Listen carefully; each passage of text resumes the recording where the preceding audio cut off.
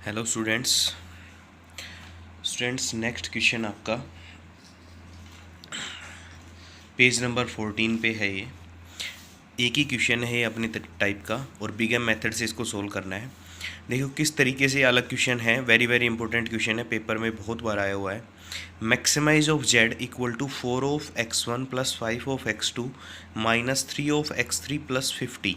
तो इस तरीके से डिफरेंट क्वेश्चन बन जाता है कि x3 के बाद इसमें क्या कर दिया, ऑब्जेक्टिव फंक्शन में एक कॉन्स्टेंट ऐड कर दिया, क्या 50। और इसको किस तरीके से सोल्व करना है वो सारा मैंने इसमें स्टेप बाय स्टेप लिख दिया है। फिर भी मैं थोड़ा सा जर्नली आपको पहले बता रहा हूँ कि प्लस ऑफ 50 जो ऐड कर दिया, पहले तो क्या करेंगे हम स्टार्टिंग के क्वेश्चन करते वक्त तो इस 50 को क्या कर देंगे, डिलीट कर देंगे। लेकिन जब आपका मैक्सिमाइज ऑफ जेड निकल जाए सिंपलेक्स टेबल बनाने के बाद, बिग एम मेथड से सोल्व कर रहे हैं, बिग एम मेथड के अंदर जो टेबल बनती है उसका नाम भी सिंपलेक्स टेबल होता है। वो बनाने के बाद जब आपका ऑब्जेक्टिव फंक्शन आ जाए, उस ऑब्जेक्टिव फंक्शन में फिर हम क्या कर देंगे, 50 को ऐड कर देंगे। देखो इस तरीके से अलग से दिया होगा ये प्लस 50 होने के बाद सब्जेक्ट टू द कंस्टेंट्स किस तरीके की है, x1 plus x2 plus x3 equal to 10। इसमें तीनों टाइप मिलेगी, इक्वल टू भी, लेस देन इक्वल टू भी, ग्रेटर देन इक्वल टू भी, x1 minus x2 greater than equal to 1। मतलब आपके मिक्स टाइप ऑफ कंस्टेंट्स दे रखी हैं। सेकंड तो समझ जाओगे बिग एम मेथड से करना है, 2 of x1 plus 3 of x2 plus x3 less than equal to 40, equation number 3। और x1 x2 x3 greater than equal to 0। तीन कंस्टेंट्स इक्वेशन दी हुई है और आपके पास नॉन नेगेटिविटी भी दे रखी है और मैक्सिमाइज ऑफ जेड में दे रखा है प्लस 50। बस हमें ये प्लस 50 दिक्कत करेगा, तो इसके लिए क्या करना है एक बार पढ़ो ध्यान से थोड़ा सा। If any constant is included, कोई भी कॉन्स्टेंट यदि इंक्लूड किया जाता है मैक्सिमाइज ऑफ जेड के अंदर, या फिर ये बोल सकते हो ऑब्जेक्टिव फंक्शन के अंदर, जैसे यहाँ पे कर रखा है लाइक 50 हेयर, तो क्या करेंगे, it should be deleted in the beginning, शुरू में इसको हम डिलीट कर देंगे, and finally adjust in the optimum value of Z, और उसके बाद एडजस्ट कर देंगे जब आपकी ऑप्टिमम वैल्यू निकल जाए, मैक्सिमम ऑफ जेड लास्ट में आपका जो फाइंड आउट हो जाए उसमें हम क्या कर देंगे, इसको एडजस्ट कर देंगे। तो ये कैसे करना है, and if there is an equality, यहाँ पे अगर कोई इक्वलिटी है, इक्वलिटी देख रहे हो आप, ये वाली कंस्टेंट्स में इक्वलिटी है, in the constants then one variable can be eliminated. तो हमने एक वेरिएबल को इलिमिनेट करना है, किस तरीके से इलिमिनेट करना है, from the inequality with less than equal to या फिर greater than equal to sign, उन इनइक्वलिटी में से जो कि ग्रेटर देन इक्वल टू का साइन रखती हो या फिर क्या रखती हो, लेस देन इक्वल टू का। अब देखो इस वाली में अगर हम इससे कोई इलिमिनेट कर सकते हैं तो यहाँ पे x1 x2 है, यहाँ पे x1 x2 है, कौन नहीं है इस वाली में, x3 नहीं है, तो इससे डिलीट करने का तो कोई फ़ायदा ही नहीं है।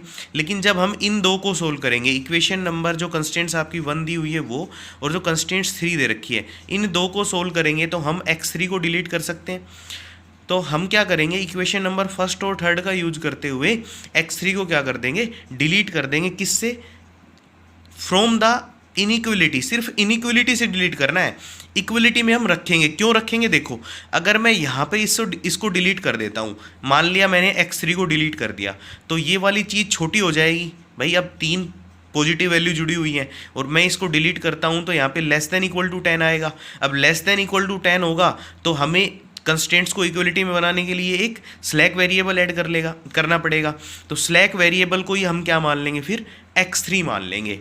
क्या करेंगे, x1 plus x2 plus x3 equal to 10 है, इन दो से हम x3 को इलिमिनेट करेंगे। इलिमिनेट करने के बाद इससे तो हटा ही देना है, जो लेस देन इक्वल टू वाली हो जिससे कर रहे हैं, या फिर ग्रेटर देन इक्वल टू वाली हो, यहाँ पे लेस देन इक्वल टू वाली से कर रहे हैं तो इससे तो x3 को हटा ही देना है। देखो यहाँ पे पढ़ो, can be eliminated from the inequality with less then और ग्रेटर देन, तो हम लेस देन वाली से हटा रहे हैं तो लेस देन वाली से इसको तो हम हटा देंगे। अब बात आती है कि क्या इसमें रहेगा, तो इसमें हम इसलिए रख रहे हैं क्योंकि अगर मैंने x3 को इलिमिनेट किया, x3 यहाँ से इलिमिनेट हुआ तो आपका क्या हो जाएगा, ये इक्वेशन बनेगी लेस देन इक्वल टू 10। अब लेस देन इक्वल टू 10 का क्या मतलब हुआ कि यहाँ पे एक स्लैक वेरिएबल आपको ऐड करना पड़ेगा, और हम इसी को क्या मान लेंगे, फिर स्लैक वेरिएबल, तो इसको हटाएंगे नहीं, इसको एज इट इज ही रख लेंगे, treat as a slack variable. अब आ जाओ, सब्ट्रैक्ट किया 1 फ्रॉम थर्ड, पहली को तीसरी से सब्ट्रैक्ट किया, with a view to eliminate x3 from third, हमने थर्ड से क्या करना है, x3 को इलिमिनेट करना है, एंड रिटेनिंग x3, और x3 को रिटेन रखना है किसके अंदर, कंस्ट्रेंट्स 1 के अंदर, मतलब इक्वलिटी वाली के अंदर, to work as a slack variable, की काम करेगी किसका, स्लैक वेरिएबल के। क्यों रख रहे हैं यहाँ पे, क्योंकि देखो ऑब्जेक्टिव फंक्शन में x3 आपका दिया हुआ है, तो x3 दोनों से नहीं हटा सकते हम, एक में तो रखना पड़ेगा। और रख किस तरीके से सकते हैं, इसको स्लैक वेरिएबल मानते हुए रख सकते हैं, जिसकी कॉस्ट कितनी हो जाएगी फिर -3। अब आ जाओ यहाँ पे, retaining x3 to 1 to work as a slack variable, the restriction are modified as follows. तो रेस्ट्रिक्शंस है वो किस तरीके से मॉडिफाइड हो गई, देखो पहली वाली में हमने एज इट इज़ रखा =10, दूसरी वाली एज इट इज़ के साथ कुछ छेड़छाड़ नहीं करनी है, इन दोनों से एलिमिनेट किया था तो x1 + 2x3 2x2 plus of x3 हट गया, दोनों को सब्ट्रैक्ट कर दिया तो हट गया, और 40 में से 10 गए तो कितने हो गए आपके पास यहाँ पे 30। तो कितना आ गया, x1 + 2x2 <= कितना 30, एंड x1 x2 x3 > 0। अब ये कंस्टेंट्स आपकी तैयार हो गई हैं।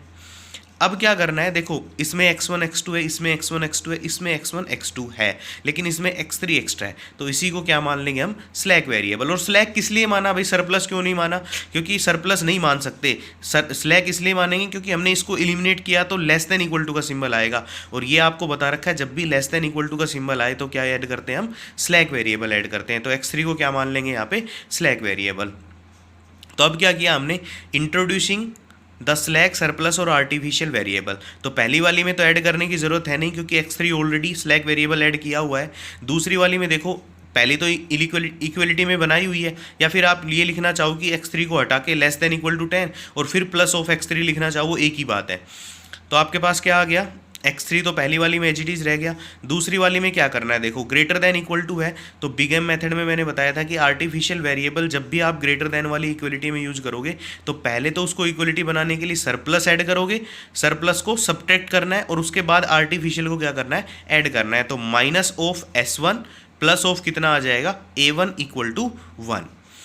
तीसरी देखो x1 + 2x2 <= 30, तो यहाँ पे आर्टिफिशियल ऐड होना ही नहीं है, यहाँ पे सिर्फ स्लैक वेरिएबल ऐड होगा, उसको नाम दे दिया हमने कितना, s2।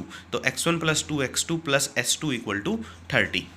तो आपका मैक्सिमाइज ऑफ z क्या बन जाएगा, देखो 4(x1) + 5(x2) - 3(x3), यहाँ तक तो गिवन था, प्लस 0(s1) यहाँ पे किया था, प्लस 0(s2) थर्ड वाली में, और माइनस सेकंड वाली में क्या हुआ था, आर्टिफिशियल वेरिएबल के साथ बिग एम मेथड में क्या कोएफिशिएंट देते हैं, -(m)(a1). Subjected to the constraints क्या क्या आ जाएगा, देखो मैंने सर्कल भी कर दिए हैं जो जो आपके टेबल में यूज होने वाले हैं। x1 + x2 + x3 = 10, दूसरी वाली में x1 - x2 -(s1) plus of कितना, a1 = 1, और तीसरी वाली में x1 + 2x2 plus of s2 = 30। तो इसमें तो ये स्लैक वेरिएबल, ये सरप्लस वेरिएबल, ये आर्टिफिशियल। लेकिन पहले वाले क्वेश्चन में मैंने आपको बताया था कि क्या करना है, आर्टिफिशियल वेरिएबल और सरप्लस वेरिएबल जब एक इक्वेशन के अंदर दिए हों तो हम सिर्फ टेबल में किसका यूज करेंगे, आर्टिफिशियल वेरिएबल का एज ए बेसिक वेरिएबल। उसके बाद थर्ड आपका स्लैक वेरिएबल s2, ये भी यूज होगा टेबल के अंदर, where x1 x2 x3 s1 s2 a1 > 0। अब बनाते हैं आपकी टेबल। देखो सबसे पहले बेसिक वेरिएबल क्या क्या है, पहले में x3 था, हमने बताया था इसको ट्रीट करेंगे एज ए स्लैक वेरिएबल, और स्लैक और आर्टिफिशियल वेरिएबल ही आते हैं किसके अंदर, आपके यहाँ पे बेसिक वेरिएबल के अंदर। तो पहला x3 a1 आर्टिफिशियल वेरिएबल और s2 स्लैक वेरिएबल। x3 की कॉस्ट -3 थी, maximum of z objective function में देख सकते हो। a1 की कॉस्ट -m होती है बिग एम मेथड में। s2 जो स्लैक वेरिएबल होता है उसकी कॉस्ट 0। देखो यहाँ पे 0 क्यों नहीं लिया, क्योंकि ये गिवन था आपका पहले ही, हमने इसी को ट्रीट किया और इसकी कॉस्ट -3 ऑब्जेक्टिव फंक्शन में दी हुई है। हम अलग से इंट्रोड्यूस करते हैं, उसके अंदर कॉस्ट क्या मान के चलते हैं, 0। xb जो भी bi's हैं आपके पास 10 1 और कितना 30, यहाँ पे आ जाएगा x1 x2 x3 s1 a1 s2। तो x1 के सारे कोएफिशिएंट 1 1 1, x2 के सारे कोएफिशिएंट -1 1 -1 2, इसी तरह x3 के कोएफिशिएंट 1 0 0, s1 के 0 -1 0, a1 का 0 1 0, और ये आ जाएगा 0 0 1। cj क्या है, कॉस्ट आपकी ऑब्जेक्टिव फंक्शन में x1 की 4 थी, x2 की 5, x3 की -3, s1 को हमने 0 से ट्रीट किया, a1 को -m और s2 को कितना देंगे, 0। अब सबसे पहले बात आती है आपका z निकालने की, इन दोनों की प्रोडक्ट करो और ऐड करते चलो, -30 -m कितना आ जाएगा, -30 -m। अब आपको निकालना है कितना, del of one. Del of one आपके पास क्या होता है, डेल ऑफ वन क्या होता है आपके पास, डेल ऑफ वन होता है बच्चों आपके पास कि आपने निकालना है del of j equal to होता है c b into x j minus of c j. तो यहाँ से माइनस ऑफ 3 इंटू वन, तो आपके पास कितना आ गया माइनस ऑफ 3, और यहाँ से minus of M into one कितना आ गया माइनस ऑफ एम। तो माइनस ऑफ 3 और माइनस ऑफ एम और माइनस ऑफ 4 ऊपर, सी जे घटाना है तो कितना हो जाएगा minus of 7 minus of M. यहाँ से आ जाएगा इसी तरह del 2 minus of 8 plus of M, इसी तरह डेल 3 0, डेल 4 आपने निकाला एम, डेल 5 आ जाएगा, इन दोनों की प्रोडक्ट करते हुए ऊपर से घटाएंगे तो 0, क्योंकि एम ही है एक सिर्फ, माइनस ऑफ एम और माइनस ऑफ एम और minus minus of M plus of M cut के कितना हो जाएगा 0, और ये निकाल लिया कितना 0। अब देखो सबसे छोटी वैल्यू देखनी है, मतलब मोस्ट नेगेटिव वैल्यू। एम जो होता है वो पॉजिटिव होता है, यहाँ पे m आपका पॉजिटिव है, ऐड हो रहा है किसी चीज़ में, यहाँ पे m आपका पॉजिटिव है और सब्ट्रैक्ट हो रहा है किसी चीज़ में, तो ये मोस्ट नेगेटिव हुई। तो ये आपके पास क्या हो जाएगा, ये आपके पास इनकमिंग वेक्टर हो जाएगा। अब इनकमिंग वेक्टर से हम मिनिमम रेशियो निकालते हैं, एक्स बी अपॉन x1, 10/1, 1/1 और 30/1। तो यहाँ से सबसे छोटा 1/1 है, क्योंकि और ये ध्यान रखना है यहाँ पे नेगेटिव वैल्यू अगर आती है तो वो नहीं लेनी है, सेम वही आपका सिंपलेक्स मेथड वाला यूज है। ये आ जाएगा आपका आउटगोइंग वेक्टर, ये आपका इनकमिंग वेक्टर। तो ये एलिमेंट क्या बनेगा आपका की एलिमेंट को 1 बनाना है जो कि ऑलरेडी 1 है, तो a1 रिमूव हो जाएगा, a1 की जगह क्या आ जाएगा आपके पास यहाँ पे x1 बन जाएगा क्या इनकमिंग वेक्टर। अब x1 इनकमिंग वेक्टर है तो x1 की कॉस्ट लिखी जाएगी, यहाँ पे x1 की कॉस्ट क्या है 4 है, तो यहाँ पे x1 4। अब हमें क्या करना है कि इस 1 के ऊपर नीचे के क्या बनाने हैं 0 बनाने हैं, तो इसमें से ये सब्ट्रैक्ट कर दो, इसको भी सब्ट्रैक्ट कर दो, अपने आप 0 बन जाएंगे। तो ये क्या आया, इसमें से ये सब्ट्रैक्ट करेंगे तो 10 - 1 9, 1 - 1 0, 1 माइनस ऑफ -1 2, इसी तरह 1 - 0 1, 0 -1 कितना हो जाएगा आपके पास प्लस ऑफ 1, और ये आ जाएगा आपके पास कितना 0 - 1 तो यहाँ पे लेके चल सकते हो, इनको साथ साथ लिख लेंगे हम, अपने नोट्स में सही कर लेना। ये एक्स एक्स इसलिए लिए हैं क्योंकि हमें इनकी ज़रूरत है नहीं, तो इसलिए यहाँ पे लगा दिया कि ये वैल्यू आप खुद से निकाल के लिख सकते हो बस, बाकी आप घटा के इसको लिख लोगे।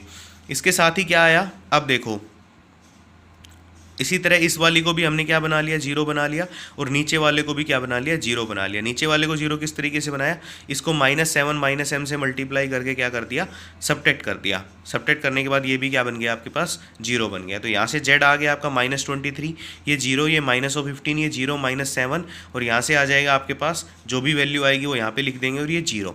अब देखो मोस्ट नेगेटिव आपका -15 है, तो ये बनेगा क्या अब इनकमिंग वेक्टर। ये इनकमिंग वेक्टर है तो एक्स सी जे जो आपके पास एक्स बी है, यहाँ से एक्स बी को आप किससे x2 से डिवाइड करोगे तो 9/2, यहाँ से 1/-1 ये लेंगे ही नहीं, और 29/3, ये 29/3 है, ये बड़ा हो गया, 9/2 छोटा है, तो ये क्या बनेगा आपके पास अब मिनिमम रेशियो।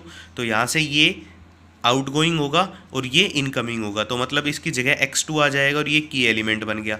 सबसे पहले ये x2 आया, की एलिमेंट को 1 बनाना है तो इसको हम 2 से क्या कर देंगे डिवाइड, तो ये 9/2, ये 0, ये 1 बन गया, ये 1/2, ये 1/2, और ये जो एलिमेंट आएगा वो लिख देंगे, और यहाँ पे कितना आ गया 0। अब क्या करना है, इसके नीचे के दोनों क्या बनाने, तीनों के तीनों 0। तो अब आप देखोगे z आ गया आपका 89/2, ये 0 0 15/2 1/2, और ये भी पॉजिटिव क्वांटिटी आएगी ये 0। तो सारे delta G greater than equal to 0 है। तो 10 ऑप्टिमल सॉल्यूशन आपका कितना आ गया 89/2 प्लस ऑफ कितना करेंगे हम 50, तो 89/2 प्लस ऑफ 50 कितना आ गया 189/2। x1 की वैल्यू आ गई आपके पास 11/2, x2 की वैल्यू आ गई 9/2, और x3 आपके पास है नहीं तो x3 को हम लेंगे नहीं, तो x1 और x2 आया और मैक्सिमम ऑफ z निकल के आ गया। तो इस तरीके से सोल्व करना है। वैसे इसमें मेन काम था जो स्टार्टिंग में दिया हुआ है कि जब भी कांस्टेंट आ जाए तो किस तरीके से हमने उसको हैंडल करना है, और बिग एम मेथड के अंदर अब बाकी जो क्वेश्चन बच गए आपके 3-4 क्वेश्चन और बच गए, ये सिंपल क्वेश्चन है, ये आप कर लोगे। नेक्स्ट हम आपका 2 फेज मेथड कराएंगे जो कि आपका इस यूनिट का लास्ट टॉपिक रहेगा, उसके बाद ये यूनिट आपकी ख़त्म हो जाएगी।